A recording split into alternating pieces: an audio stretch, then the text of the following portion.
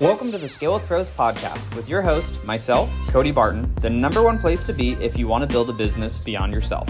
And for all the resources we talk about in the show, make sure to head over to scalewithpros.com. All right, so we are here with my friend, Devin Johnson, and I am super excited to have this conversation because a lot of the guests that you guys have been listening to are business owners that have scaled up to, $1 million or a couple $1 million a year, which is an amazing feat because, again, less than 3% of business owners ever even do that. So it's already an amazing accomplishment. But what Devin has been able to do within multiple companies over the years is really, really impressive, and to where one of his brand new companies, he's already scaled up to over 8 figures a year. And so it's really exciting to have him here. And so if you aren't taking notes, this is going to be one of those episodes where there are nuggets to be shared so that you can save yourself some of the trauma that Devin and myself have gone through, going from that 6 to 7 and 7 to 8 figures a year. So, but with that being said, Devin, would love for you to share a little bit about, your background, how the heck you got started in business, and, walking through maybe a couple of the ventures that you're able to talk about, and then to where you are today. Yeah, absolutely. First and foremost, happy to be on the show, Cody. We go back for years and years ago, meeting at Schmooze Coffee Shop in Arizona. So yeah. Talk about, early stage business. One of the things I used to do was just go introduce myself if you had a nice watch on in public. So we'll get into that here in just a moment. But you had a bluesy on, I remember. So just like it was yesterday. But, funny. So I got my start, here in Indianapolis, Indiana is where I was born and raised. Started when I was 15 years old into my entrepreneurial journey. Started by reselling sneakers. So high-end shoes like Nikes, Jordan, Yeezys, and I wish I could say I was just super motivated to go make money and figure it out, but I was in a situation where my sister was battling cancer, my dad was strung out, and I was just in a situation where I had to help my mom, and the only thing I knew how to do was go make some money and help financially. And so I'm just kind of giving some summary of the come up story. And so it started out of necessity and flipping sneakers. I knew shoes had value because my dad collected them, and every birthday, Christmas, or any special event, I was always new Jordans. And so I simply started by selling the shoes I had on Craigslist, and it gave me about a $2,000 bankroll to work with. And then my first shoe that I bought and flipped was called a LeBron 9 Big Bang. If anybody knows shoes, that was the bright orange Nike LeBron. That was a big all-star release several years ago. I forget the exact year on that, but that was my first big shoe for profit. I made $450 before I walked out of the mall. So that was my start on entrepreneurship. Worked my way up to buying a Toto 50 scooter, and then it was on like Donkey Kong. I lived on Craigslist looking for good deals, and I found this little niche of just getting storage units of old Nikes and Jordans. People are just trying to sell these big lots of shoes, and people would go and flip these storage units and have no idea what sneakers were worth. And then I would find individual pairs. People were just trying to move fast. Just for people listening, Facebook Marketplace didn't exist. Craigslist was the marketplace. So, and if you don't know what it is, don't go on Craigslist nowadays. It's full of scams and sketchy activities. So, but as I went from a Toto 50 scooter to getting my license and able to drive, I went into renting some VFWs and cheap venues where I could have people buy, sell, and trade sneakers. So I learned how to do some very basic Instagram marketing. Instagram was just coming out. I was very early onto the platform, and so just sharing, hey, we had events and so on and so forth, and learned to build a website for the event, etc. So I feel like I got like some sort of business degree in high school, right? Keep in mind I'm 16, using Instagram, building websites. And by the way, built this massive ego that I just thought I was everything and a bag of chips at the time. It was real. Looking back on it, I was a mess. But through high school, that's what I focused on, was these events and flipping sneakers for profit. When I graduated high school, I went on to doing some digital marketing for about a year. The shoe market became really hard to get shoes due to everything going app-based, and everybody was throwing these events up, and it was just kind of crowded, and I honestly wanted to do something a little different. And I realized very quickly running an agency was not it. I did not like it. But one of the blessings that came out of it was every time I'd build a website or I would do some Google My Business promotion, they would ask me, well, now how do I get leads, right? And of course, try to coach them on Facebook ads and the paid mediums and SEO, and they needed a more affordable solution. And so an idea was born off of a YouTube video of learning what SaaS was. I watched a video on what is SaaS, and that is obviously recurring revenue, software as a service. And I came up with this idea called Connected. That was really my first, I would say, real business that really took off. It was the one that we had over 130 employees in. So that launched in 2018, was really humming by 2019. We were doing $1 million in revenue in that business in less than 90 days. So it was rapid growth, and really crazy to process. I went from an agency that maybe made 10 grand a month on a good month to doing over $1 million in recurring revenue in less than 90 days. So it was wild. But what the platform did was automate your processes utilizing LinkedIn. We built and scaled and sold that business. It just came off of the exit beginning of this year. In between there, we had a business called Breakout. They competed with Clubhouse, and all we did was make Clubhouse, but allowed you to monetize. We kind of developed it in our spare time during COVID when everyone was locked indoors, and when the founder of Clubhouse tweeted that he didn't believe in monetization of his own platform, we were like, all right, opportunity. So threw up a paywall, and we were able to sell that company in 2022 as well. So a couple exits under the belt, and nowadays what I'm doing, I'm running a company called SalesAi.com. It's two-way conversational AI for phone, text, and email. It's the fastest growing business that I've ever personally launched, and it's an absolute rocket ship right now. I mean, we're already over the 10 million run rate, and we're 5 months into it, so it's been wild.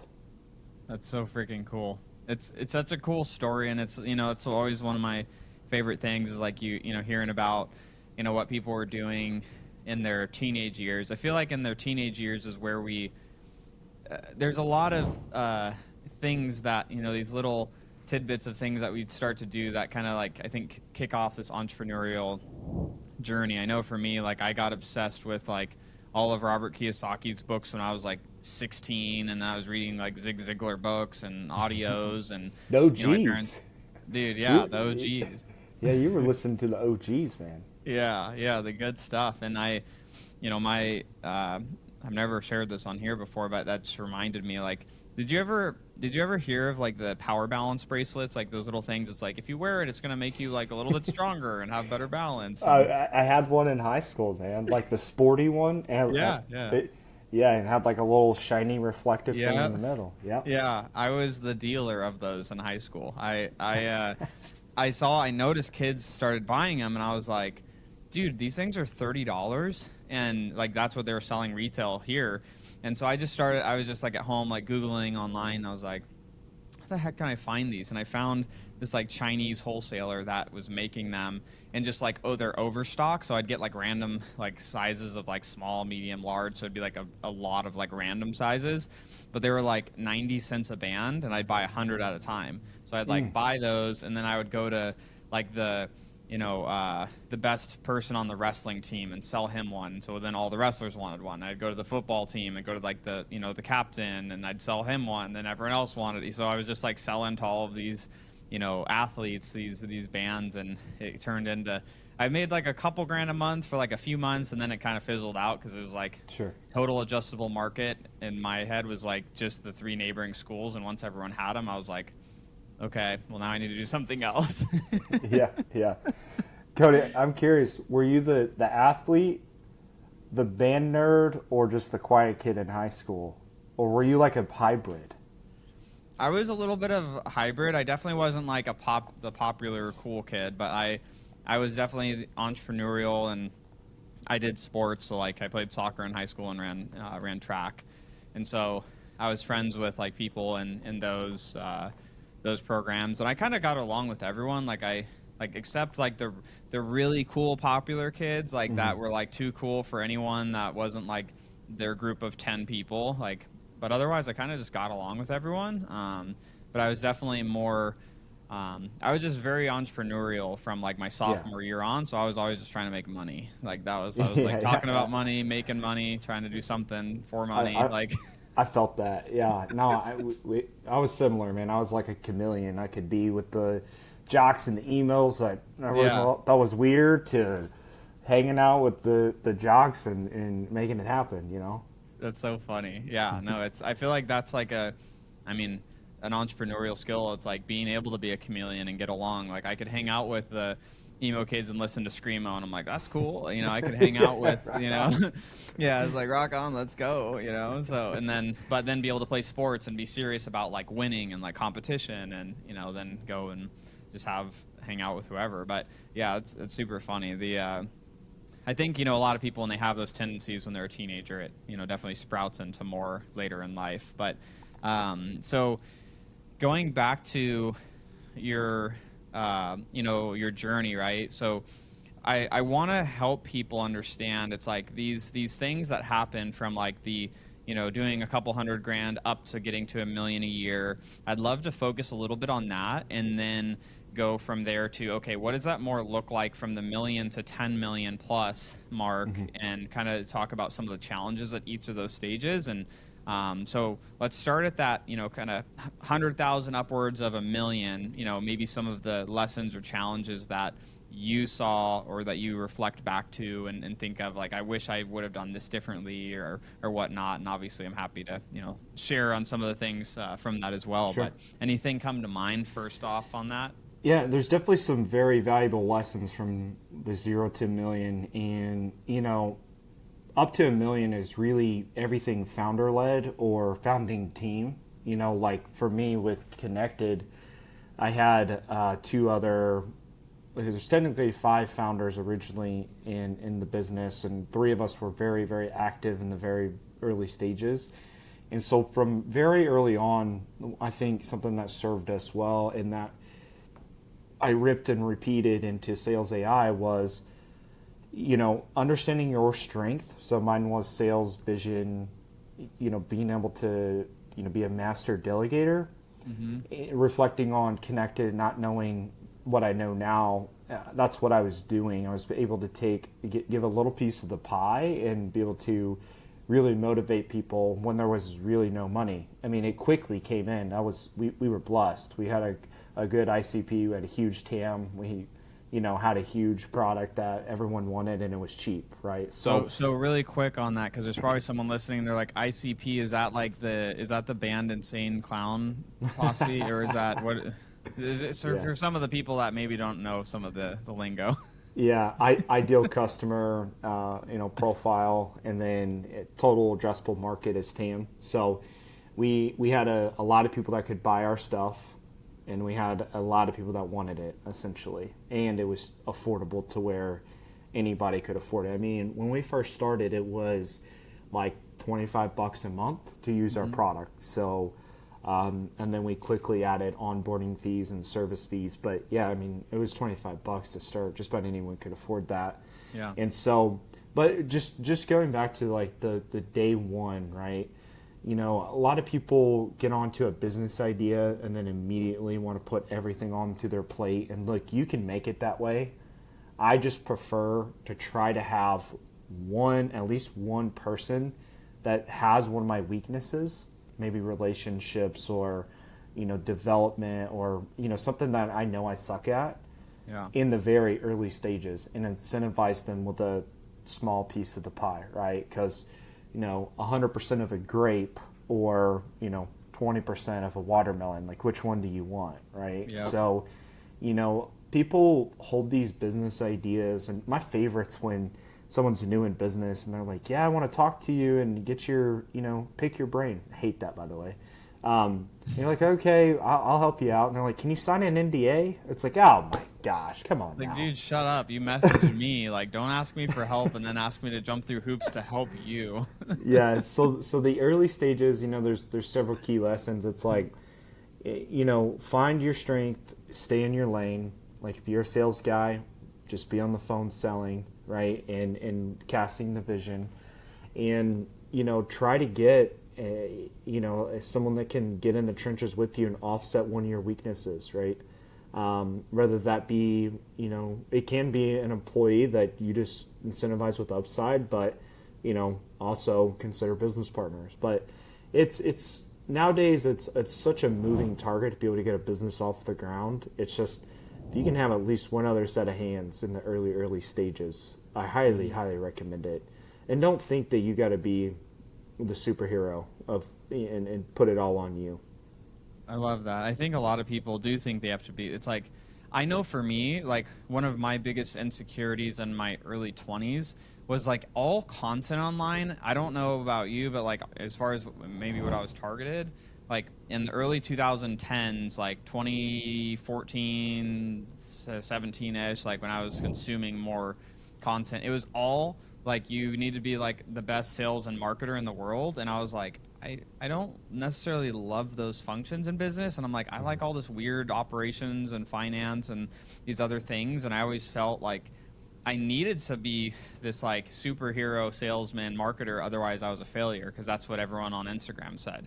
And so that was something that definitely held me back too, is I was like trying to just get great at things that I didn't necessarily like to do. And I think that, made some things in business take longer for me as well. And I like what you said on, finding someone in those stages, because I think, like you're saying, like if you're in that stage trying to get to $1 million plus a year and you're a freaking rock star salesperson, marketer, you likely need to just find someone to hire, like an operations coordinator or manager that can come alongside you and organize all of the mess that you're making every day to make sure that the customers are actually happy and like things are managed and like rent's paid and like all the things, right? So, or vice versa. It's like if you're, maybe in my category of like you're great at a lot of the back end stuff, ops, finance, people, building teams and things, you probably need to either hire or like, you're saying,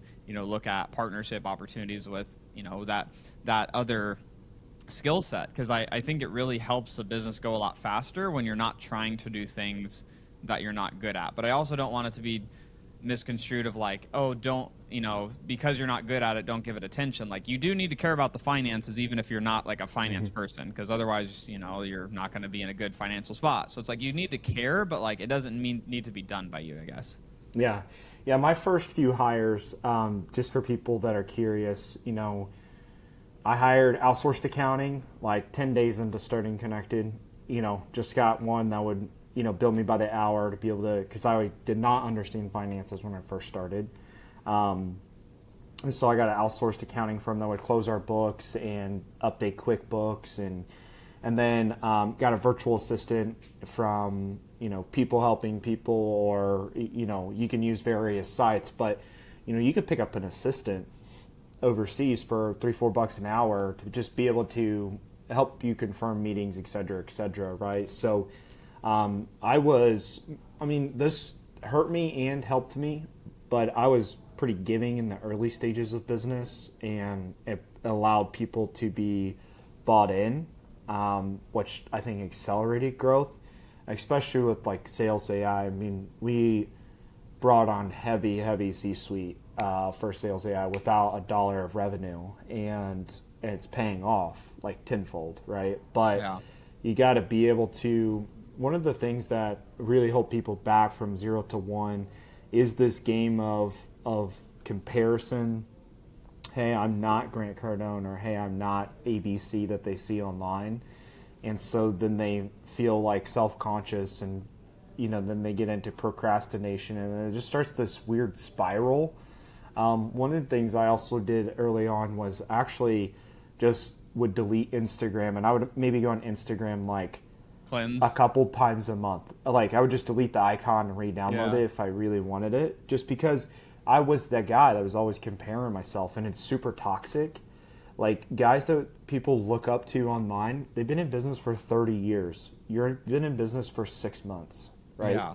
It's a Not even huge fair. difference. It's not even a comparison. Like it's apples and oranges, right? And I think the biggest issue with entrepreneurs right now is the ability to focus. They cannot.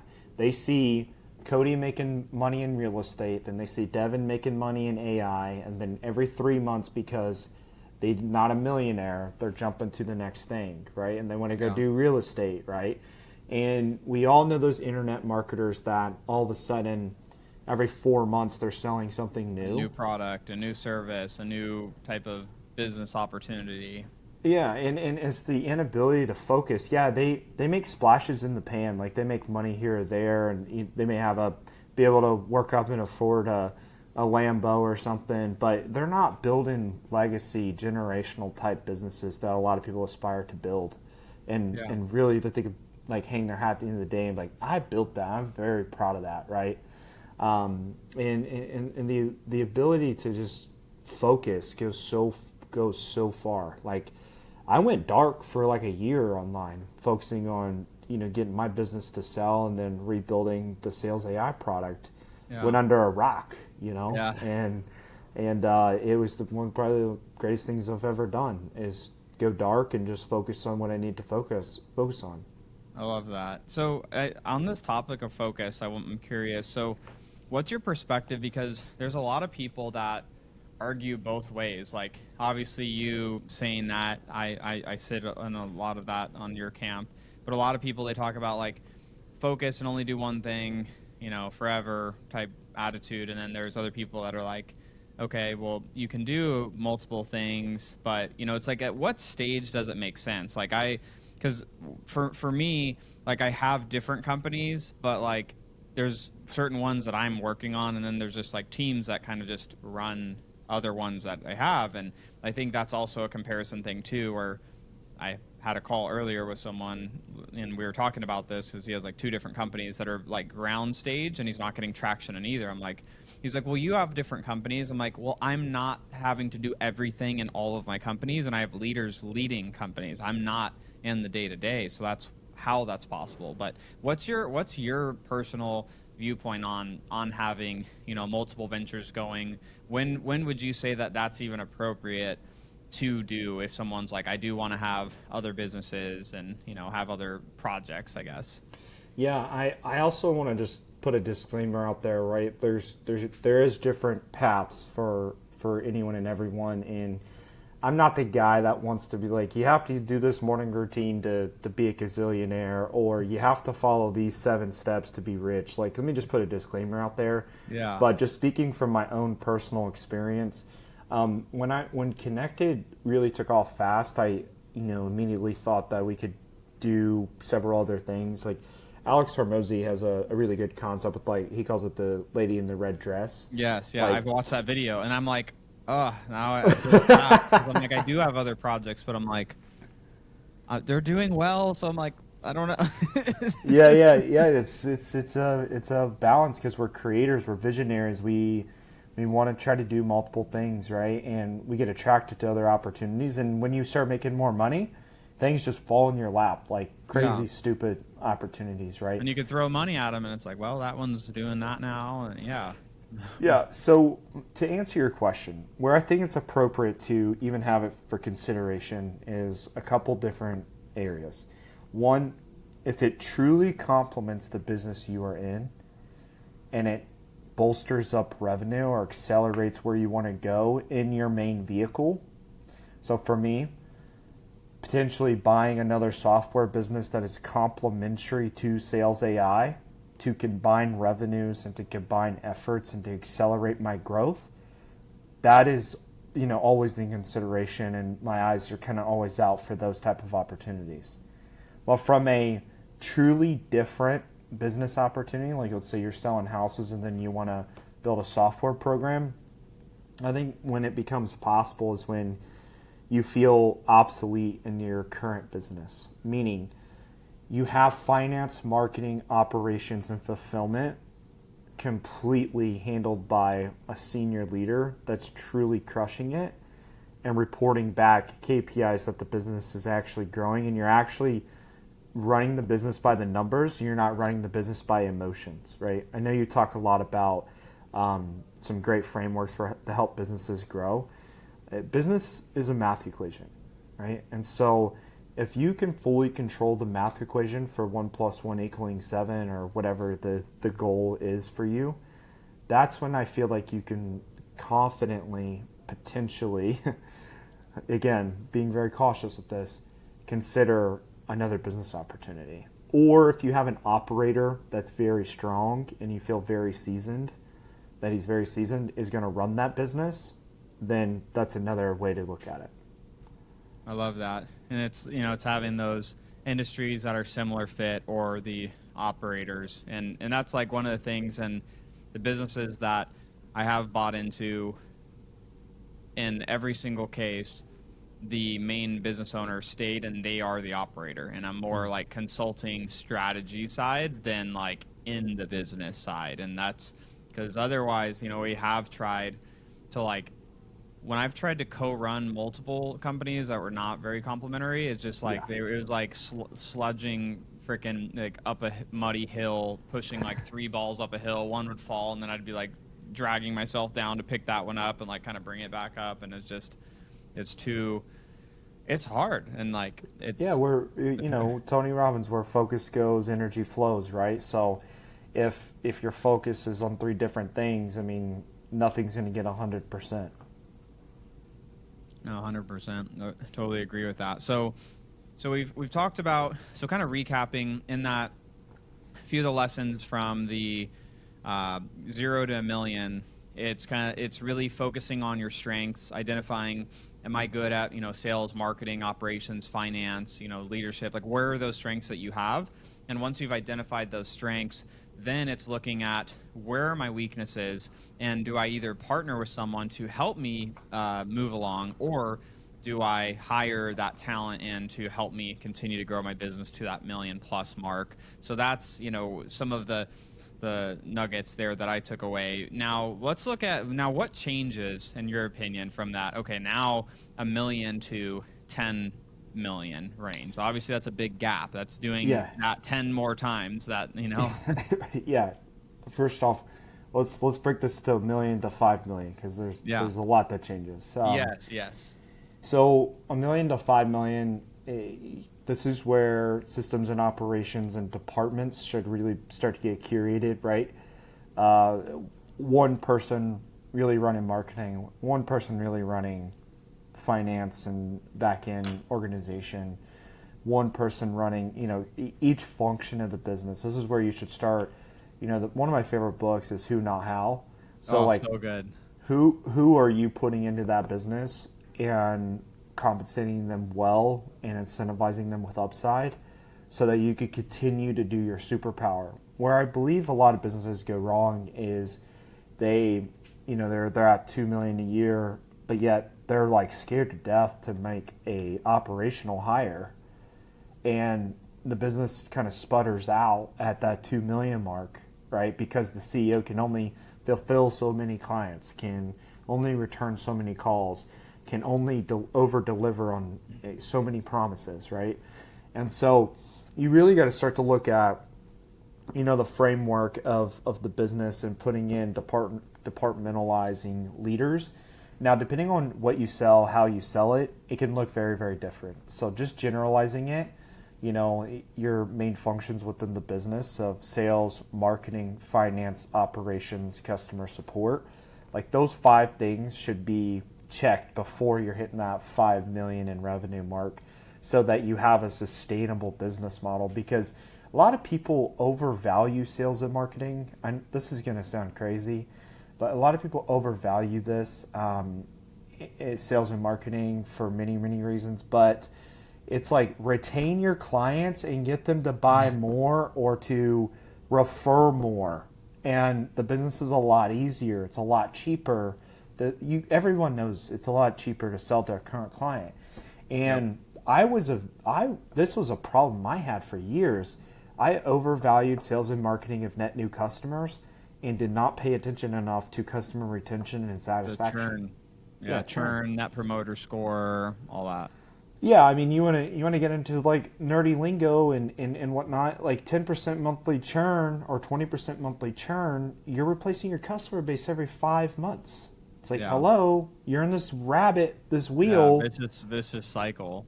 It's a vicious cycle, but you get drunk on profit and you get drunk on and a high of the top line growing, and that typically happens between 1 and 5 million. By the way, Yeah. is where So you're making a lot of money, probably more money than you've ever made in your life personally, and it's growing, but you're not paying attention to retention, expansion. Like I bet most people don't even know what an NPS is. yeah, Like, that's why I didn't say NPS. I was like net promoter score, but now I'm like, crap, no, yeah. yeah, so NPS is Net Promoter Score. So that's people, that's sending surveys out to see how happy your clients are, right? And that's after you sell the product, fulfill the product, and they're in your journey, your client journey. I mean, I can't tell you many businesses that don't even have a customer journey fully mapped out. It's like, yeah, we sell them, we send them a packet, and yeah, they do it Yeah. or they don't. We move them on, and they win or they don't, and we sell another one. Yeah, and it's just like that's why a lot of people especially in internet marketing get a bad rep, is because They're sales and marketers, not product people. yeah, if you want to see a gallery of these scenarios, go to Ballbusters on Instagram. That's so true. Yeah. So something that I love that you're breaking that, that 1 to 5 million. So the 1 to 5 million from what Devin said so far is it's more professionalizing like the business. Like that's what I kind of call it. It's like professionalizing the business where you have your departments, and that's where like a couple of the companies that I've came into from like a consulting, for equity deal type situation is, we've had to have conversations around, guys, we need specialists. We can't, like, I know that your Aunt Susie loves the business and cares so much, but she is not, just because she could do the bookkeeping doesn't mean that she's a controller now of a 4 million or 5 million a year business. Like, we need a specialist that knows how to do forecasts. We need a specialist that knows how to, actually do, control the expenses in all of the areas of the business. And so, that's another thing that I've noticed becomes a problem in that stage of business too, is sometimes people aren't willing to have those hard conversations and move people out of a position because the business has outgrown the person doing that job at that point, and then that also then bottlenecks them. Yeah, I lost my co-founders, majority of them other than two, ain't connected due to couldn't keep up, couldn't expand their mind, couldn't get with the program, right, and operationalize their day to day. It's like it's weird. Business 1 to 5 million is like you have the most intense 9 to 5 job you've ever had in your life, and then like 5 to 10 million, it starts to get a little more chill, and then 10 million plus, it really becomes a lot easier, and you start to really control what you want to do within the business, right? Yeah. But Isn't that interesting? You'd think it'd be like, because I think people listening, they'd be like, it's got to be so much work at those bigger, but it's like the bigger the business gets, the bigger the salaries you can pay to more specialized talent to do bigger loads of strategic work and actual, lead these teams. And that's what, one of the things I found, like that under 5 million is the biggest grind ever, but when it's so hard. it's like, guys, just keep pushing until you pass that 5 million mark so you can afford to pay some of the better talent to be able to help you. Well, you also get taken more seriously in capital markets when you're past that 5 million in revenue as well. I mean, it's a major milestone. 5 million is a major milestone, and then 10 and 15 and 20, those are kind of your next milestones up. I'll tell you, after 20, it's just like, go champ, go. I mean, it's just like, keep grinding, keep making profit. But again, we're really focusing on this 1 to 5 million range. I'll say, I think there's a huge turning point at 2.5 to 3 of your personnel. The personnel you have from 500K to like 2.5 million typically cannot turn the corner. Like it's a big upgrade. I mean, I experienced it almost everyone had to get upgraded, especially by 5. It was a major overhaul. I need to send this podcast after it's done to a couple of our partner businesses. We're one of I'm not going to say the names because I just don't want to say it on here, but one of them is currently going through that. It's a local one here in Arizona, but one that's going through that where we were looking at it, and I used to always have this like kind of bad taste in my mouth when it's like, oh yeah, people come into companies and then they like have to like churn like a bunch of the staff, and it's like those guys are such buttholes. But now going through it multiple times, I'm like, well, no, they're killing the business because they were fine at 500,000 a year because they were just kind of doing stuff. But now it's like, hey, we need you to strategically think, and we need you to be learning, not just working every day. We need you to identify new ways and write processes and put together, how you're going to manage now your team, because it's not you anymore. You have to ascend into a manager. And so some people don't want to make that jump into leadership, or can't, with the demands of the business requires. And I always tell our teams, I'm like, look, guys, the business requires what the business requires. It doesn't care how I feel or anyone feels about it, but it's just the business has needs, and we have to be able to fulfill those needs, or we have to ascend in our personal development to be able to fulfill it, or we could just choose to have the business stop growing, and that's also a choice. Yeah, and one last thing on the 1 to 5. This is where you should be recording any process you do as a CEO or any of your high-level executives of getting anything done should be recorded and turned into SOPs so that you can replace hires, and everything should have its own bucket. I mean, we have Google Drive folders. There's probably an SOP of how to change the toilet paper at this point. We're probably a little too intense, even at our revenue side. I feel like we have SOPs like a Fortune 100 company. But, I mean, I sometimes find in myself how to use them, because our quoting and annual contract process has gotten much more beefed up since, learning what we know now and how we accept payment and et cetera. Like, I have to go find an SOP on billing, and be able to check someone out. Like, things just are evolving on its own in a whole nother way. But it really starts in that 1 to 5 million range, documenting what's working so that you're not like, well, I don't know how we got here. I don't know. Let's just keep doing more of what we're doing, I guess. Yeah, right? Famous last words of a business that starts to decline. Yeah, 100%. So that's super good. I love the process side of business, and it's very, I guess I'm a psychopath in that way, but it's very interesting to me, and I like building SOPs, and I like seeing the teams, build them, and it saves the business because you don't become key man dependent when you have those, and so it's just super important. So when you're looking at now, okay, let's look at that 5 to 10 million range. What do you think, from your experience, or some of the biggest challenges that the company has to go through at that stage?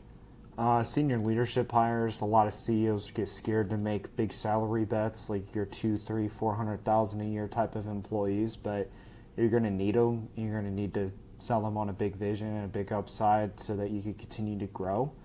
Another challenge that typically you start to have lead fatigue between that 5 to 10 million on your front end lead generation process. So making sure you're not lead dependent on Facebook, and making sure you have a diverse omni-channel marketing strategy so that you can continue to eat. And then back in on the fulfillment side, making sure you have a scalable, repeatable process for a client to come in and have success, share that they had success, and want to refer how much success they've had to fellow colleagues or people within the industries you're serving. You typically should have an ICP fully defined of 1 to 3 industries that you serve, and that's what you do. You should not be selling to anyone and everyone between that 5 and 10 million range. I mean, there's a lot of steps, but I would say those are primaries that I would say you're a fully defined product market fit at that point. Your ICP is fully locked in. Your how you onboard service and continue to get business out of your current customers is defined, and you have an omni-channel marketing approach that is actually scalable and repeatable, not just getting lucky through a hot streak on Facebook. You actually understand the levers within your marketing. You understand CAC to LTV. You understand CAC to lifetime gross profit. You understand your annual contract value to certain segments, and that your top buyers are in the B2B professional service space, right? Like, you really understand those types of things going into your 10 million range. I know there's so many of the buzzwords that you're saying, which aren't buzzwords. Those are the conversations you have at this revenue range. Like, it is, because that's all that. Like, when we look at the data, what's the data saying? Lifetime gross value is this. Customer acquisition's this. Okay, well, we need to fix something in marketing because it's too expensive. Where in the process is it broken? Or no, we need to go to the customer success team, and we need to get them to increase retention because people just are falling out the back end too fast, which is why our lifetime gross profit is too low. So those are the, for those that are listening, those are the conversations that you have at that stage and beyond. It is in a lot of the ways it's managing data and decisions around data in the business, and then leading and casting vision to the leaders of leaders in your business. And so that's super. Go ahead. Yeah, and you got to be able to take data, understand it, make it your first language. But not only that, but be able to tell the leaders within the company how to understand why you're telling them to do what they want, need to do, and or have someone that's senior enough to look at the data themselves and make their own decisions. At the level we're at now, I honestly can tell you, other than product vision and big deals, like strategic deals, I'm obsolete. My executive team is so smart. Like, my CFO and president and everyone we got on the team, I'm like, hey man, this one's on you. That's it. Like, they've just been so much further than I have, right? And I would pass that on and encourage people, hire someone that you feel like intimidated by due to their experience. Like, you don't even know how to interview them. Like, you're like, best. This guy is a rock star. Look, our CFO, this is a true story, and if he ever listens to this, he'll probably laugh. So, a little bit of background on him. He's been through 4 $1 billion SaaS exits as a CFO. Wow. So, very accomplished. He was on Riverside Capital's team for a number of years. Very seasoned, right? And I just got when we got to the interview, I was like, look, man, I don't even know how to interview you. You're just another level.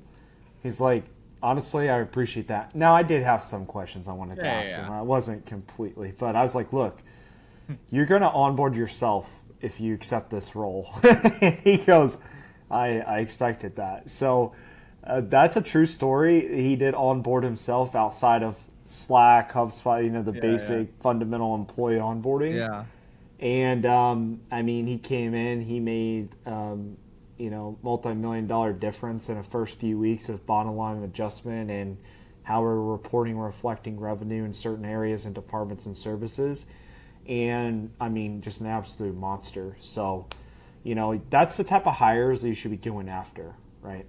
Dude, so it's honestly hilarious that you say that, because when we hired our CFO, his name's Ben, this was a couple years ago, and like, our revenue between our companies was just barely over 10 million at that time, and he came to the interview, and then we were talking about the company, and he was just like, you shouldn't hire me.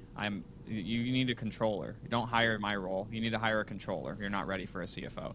And I was like, this is where we're going. This is why I need you. And he had came from a company doing a few $100 million a year, and he's like, no, he's like, this is too much of a salary expense for your revenue size. And I was like, this is where we're going. And he's like, okay, well, and we didn't have benefits at the time.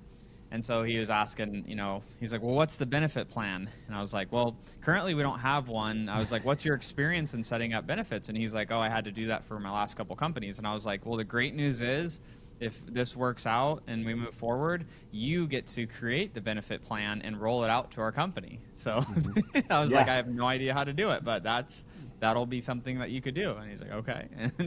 And then, this is, he just had so many questions about how we were doing things. And I was like, honestly, we're not doing that right now. And I was like, so that sounds like one of the first things that we need to have you do when you start is get that started and implement it. So it's very much a lot of the same for when we were hiring him. Brutal honesty and a crazy vision will take you very far in your recruiting and ability to attract talent. Now, if you can't carry strong vision and you can't translate with words and emotion that you're so convicted you're going to be able to achieve X, Y, Z, it's going to be tough to get that type of talent. Those people don't look for jobs, No.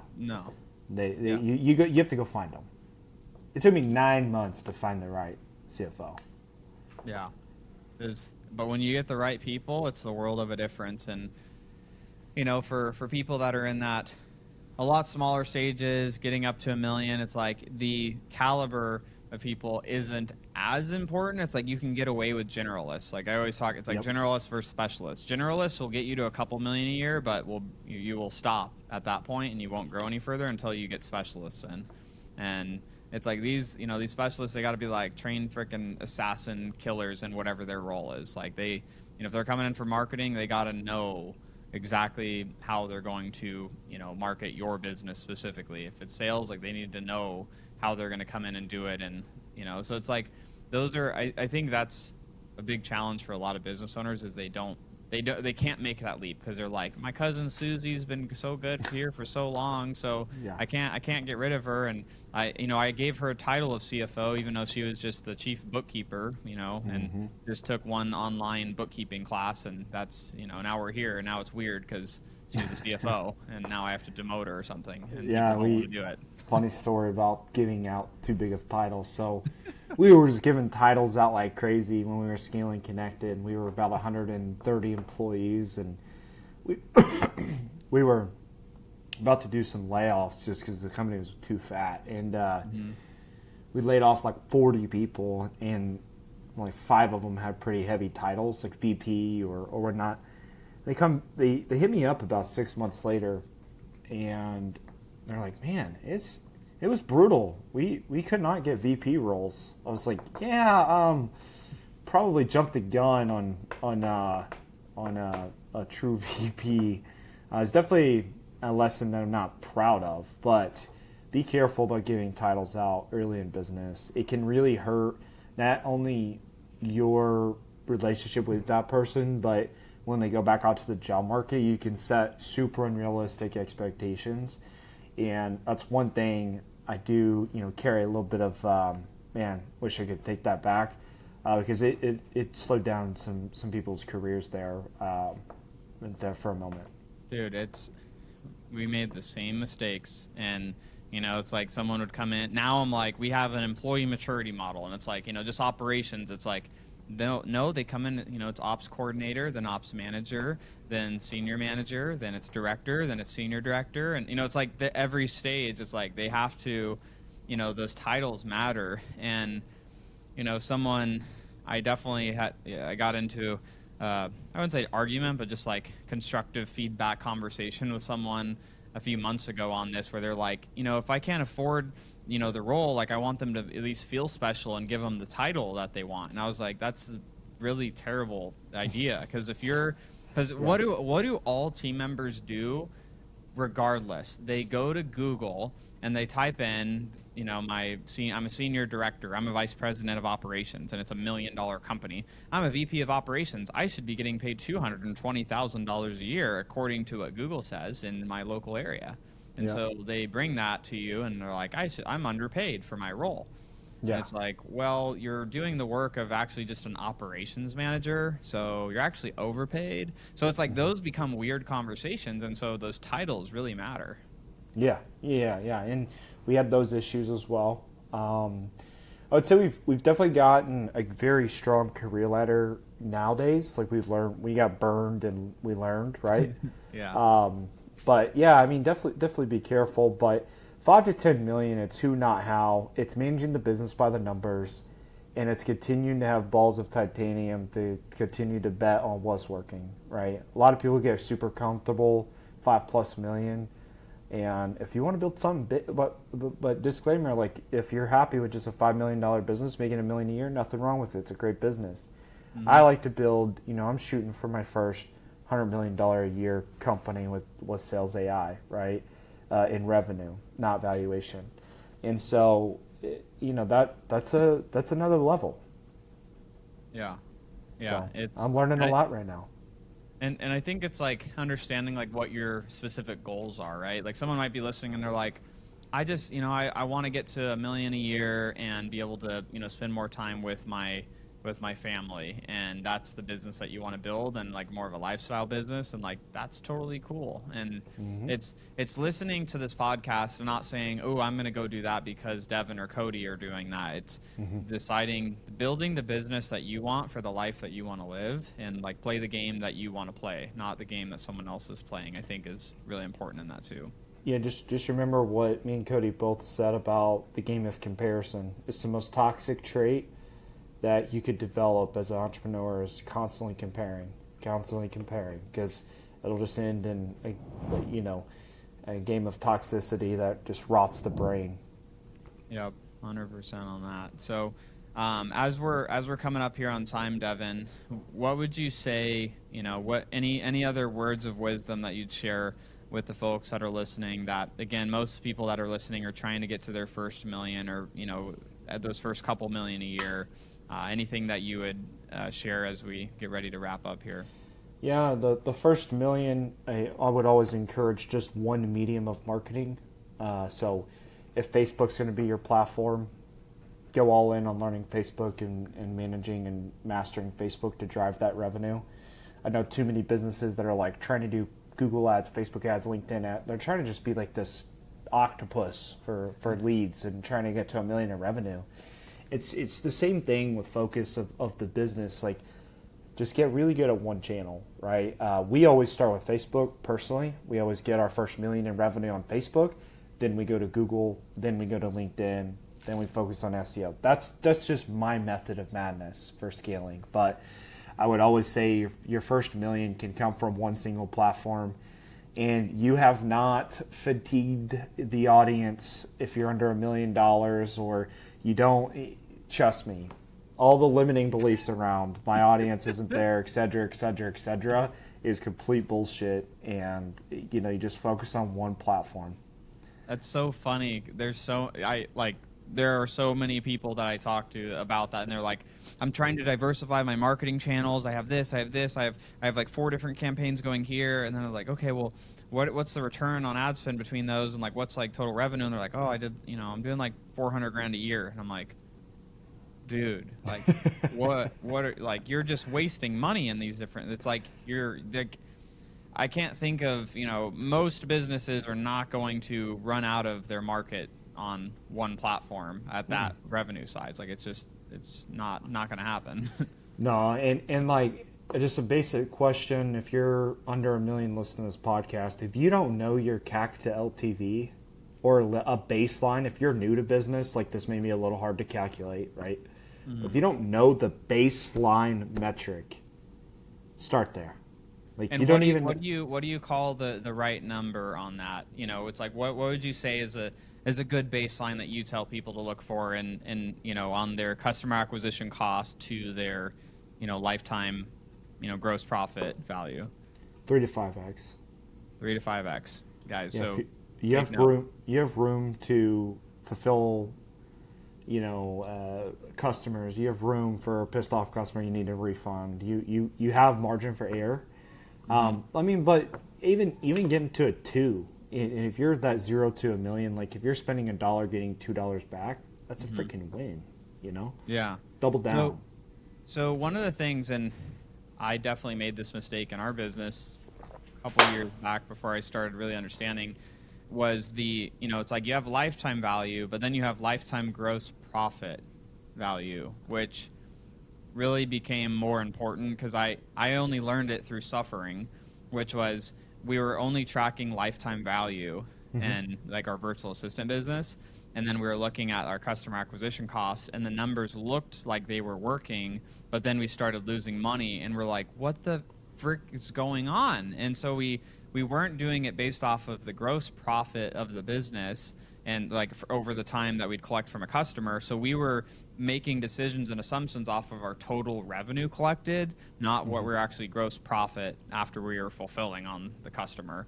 And so that was a very painful lesson of having to switch a lot of things when we learned that. Yeah, and for people listening, like the difference between lifetime value and then lifetime gross profit is counting in how much it costs to run the business, how much it costs to fulfill a customer and to deliver the good that you're selling. So it's not just your sales and marketing costs being covered, right? It's everything being covered, right? And that's where you can get a little high on your own supply, is just looking at the CAC to LTV, but then it's costing you twice as much to fulfill. Yeah. Yep. And so that was a very expensive lesson that I had to learn. Yeah. Yep. And I mean, I would make anyone listening to this, if I could go back and not know what I know, but focus on one thing, understanding the math problems of business, like CAC to LTV, CAC to lifetime gross profit, etc. Start to learn this lingo and make it your first nature of just paying attention and going through the pain of looking at it every single week. Every week you should be looking at this. Not every day, okay? But at least once a week you should be looking at these type of metrics and looking at, we're doing well or we're not doing well, and then making adjustments from there. Love that. Well, Devin, man, this was super fun, and this was like the conversations that we're having. It's like this is like I could live in these conversations for the rest of my life because it's so fun talking through this stuff, and it's like business is such a game at these levels of it's like inputs, outputs, management of those, and tweaking things, and so I really appreciate you coming on and sharing with everyone in the Scale with Pros community. And I really think this is super valuable information, and I think for some it will probably have been boring because it was so tactical, but for me, I'm this was so freaking fun, and the things we talked about on here, there's courses that people buy for thousands of dollars that probably aren't giving the nuggets that you were able to share just on this podcast, that people that actually go and implement are going to take them on the path to millions of dollars in their business that much faster. Well, I appreciate being on here and having the opportunity to share a few nuggets. So I appreciate you, Cody. Yeah, I appreciate you as well. And anywhere that you'd like people to find you, I know you were on a social media hiatus for a bit, but where would you like people to find you? Obviously, in the show notes, we'll get that shared as well. But where would you like people to follow you? Yeah, Instagram. I pop up on there every once in a while. I pop a story up every once in a while. Devin, Devin, Allen, Allen, Johnson, Johnson, all one word. Follow Get SalesAi as well. It's our newest platform, SalesAi.com. If you're at a point where you have established lead flow and you need to work on your speed to lead and your overall revenue automation cycle, we can help you. So that's that 5 to 10 million mark is when you call me. Love it. Awesome. Well, Devin, thanks so much, man. And we will see everybody else in the next episode. See you, buddy.